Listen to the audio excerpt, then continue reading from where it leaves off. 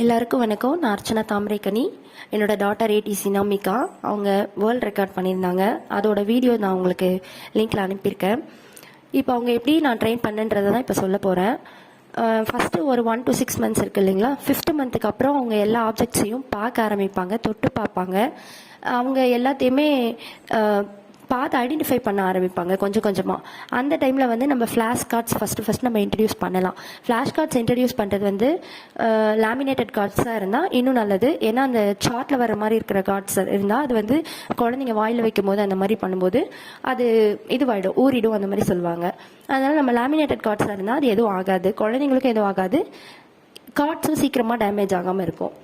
அந்த மாதிரி ஃபஸ்ட் நான் லேமினேட்டட் ஃப்ளாஷ் கார்ட்ஸ் யூஸ் பண்ணேன்.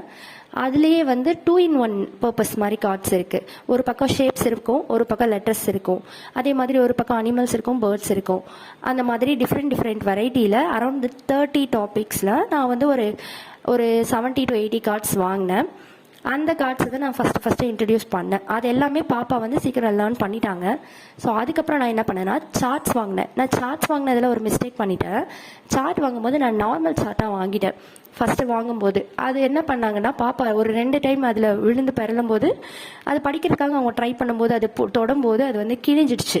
ஸோ அந்த மாதிரி பண்ணாமல் நீங்கள் எப்போ வாங்கினாலும் லேமினேட்டடாகவே வாங்கிக்கோங்க. அது கொஞ்சம் லைஃப் வரும்.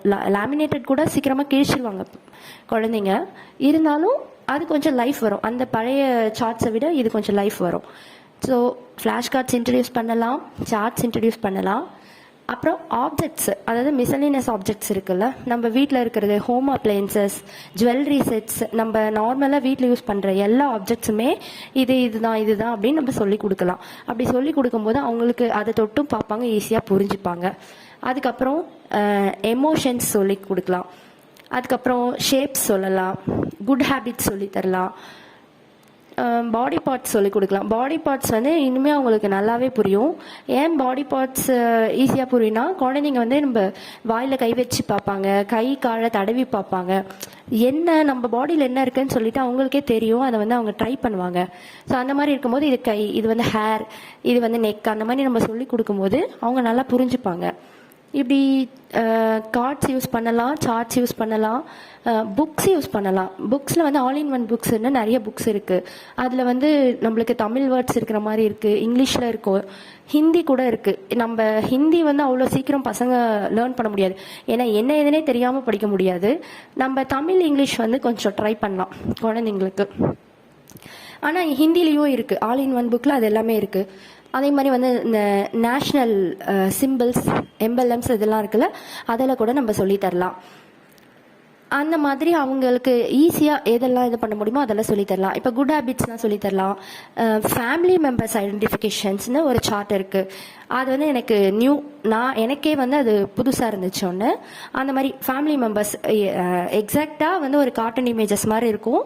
இது வந்து மதர், இது ஃபாதர், அந்த மாதிரி ஒவ்வொரு இதுக்கும் கொடுத்து ஒவ்வொரு ரிலேஷன்ஷிப், எப்படி ஒரு ரிலேஷன்ஷிப் பில்ட் ஆகுதுன்றதை வந்து சொல்லி கொடுத்துருப்பாங்க அந்த சார்ட்டில். அந்த மாதிரி சார்ட், டிஃப்ரெண்ட் சார்ட்ஸ் எல்லாம் நம்ம ட்ரை பண்ணலாம். குழந்தைங்களுக்கு காட்டும் போது அவங்களுக்கு இன்னும் க்ரியேட்டிவாக இருக்கும், நல்லா அவங்களும் ஒரு இன்ட்ரெஸ்டடாக படிப்பாங்க. அதுக்கப்புறம் வந்து நம்ம இப்போ வந்து ஏன் இதெல்லாம் நம்ம சின்ன வயசுலேயே நம்ம இன்ட்ரடியூஸ் பண்ணணும் அப்படின்னு நம்ம சொல்கிறோன்னா, குழந்தைங்க இப்போ பெரும்பாலான டைமில் ஒரு வீட்டில் ஒரு குழந்தை 2 குழந்தை தான் இருப்பாங்க. அந்த குழந்தைங்க வந்து வெளியில் இப்போ விளையாடுற சுச்சுவேஷன் அதிகமாக இல்லை. அப்படி நம்பி இந்த காலத்தில் நம்ம எல்லார்கிட்டையும் கொடுக்கறதுக்கும் முடியாது. அதனால் நம்ம வீட்டுக்குள்ளே வச்சிருக்கிற பட்சத்தில் அவங்க ஃபோன் பார்க்க வேண்டிய சுச்சுவேஷன்ஸ் அதிகமாக வரும். அப்படி அவங்க இந்த ஃபோனை நம்ம அவாய்ட் பண்ணணும்னா இந்த மாதிரி புக்ஸு, சார்ட்ஸ் எல்லாம் நம்ம இன்ட்ரடியூஸ் பண்ணும்போது அவங்க இன்னும் நல்லாவே அதை கேதர் பண்ணிப்பாங்க, நல்லா அதில் இன்ட்ரெஸ்ட் காட்டுவாங்க. அப்படி படிக்கலான்ற இன்ட்ரெஸ்ட் வந்து அவங்களுக்கே வரும். இன்கேஸ் இந்த மாதிரி அவங்களுக்கு இன்ட்ரெஸ்ட் வரல, நம்ம ரொம்ப ஃபோர்ஸ் எல்லாம் பண்ணக்கூடாது, அதுவும் வந்து வெரி டேஞ்சர். இப்போது அவங்களுக்கு இன்ட்ரெஸ்ட் இருந்தால் நம்ம இதை அப்படியே கண்டினியூ பண்ணலாம். இன்ட்ரெஸ்ட் இல்லைன்ற பட்சத்தில் சொல்லியே தர வேண்டாம்னு சொல்ல முடியாது, அப்பப்போ பண்ணலாம். ரொம்ப ஃபோர்ஸ்ஃபுல்லாக படிச்சுதாகணும், செய்யணும் அப்படி சொல்லாமல் நார்மலாக நம்ம நார்மலைஸ் பண்ணி என்னென்ன தெரியுமோ அந்த மாதிரி சொல்லி கொடுக்கலாம். அரௌண்ட் ஒரு 30 டாபிக்ஸ் வரைக்கும் நம்ம எல்லாமே நம்ம டே டு டே லைஃப்பில் யூஸ் பண்ணுற மாதிரி இருக்கிற திங்ஸ் தான் இருக்கும்.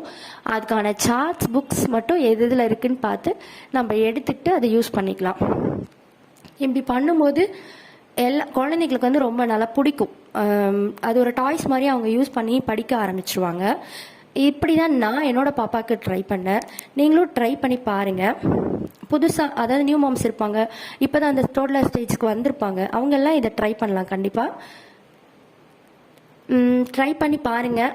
அதே மாதிரி வந்து அவங்களுக்கு ஒரு எக்ஸ்ட்ராடினரியாக ஒரு டேலண்ட் இருக்குன்னு நீங்கள் ஐடென்டிஃபை பண்ணிங்கன்னா அது ஏதாவது ஒரு நல்ல பிளாட்ஃபார்மில் நீங்கள் வந்து அதை ஒரு ரெகக்னைஸ் பண்ணி ஒரு அவார்ட் பண்ணலாம். அந்த மாதிரி பண்ணது தான் வந்து நாங்கள் எங்கள் பாப்பாவுக்கு கலாம்ஸ் வேர்ல்ட் ரெக்கார்ட் பண்ணோம். பாப்பா வந்து அதில் எக்ஸ்ட்ராடினரி கிராஸ்பிங் பவர் ஜீனியஸ் கிட்னு ஒரு அவார்ட் வாங்கியிருக்காங்க. நீங்களும் அந்த மாதிரி உங்கள் குழந்தையோட ஸ்கில் டேலண்ட் இருந்ததுன்னா அதை நீங்கள் அதில் பண்ணலாம்.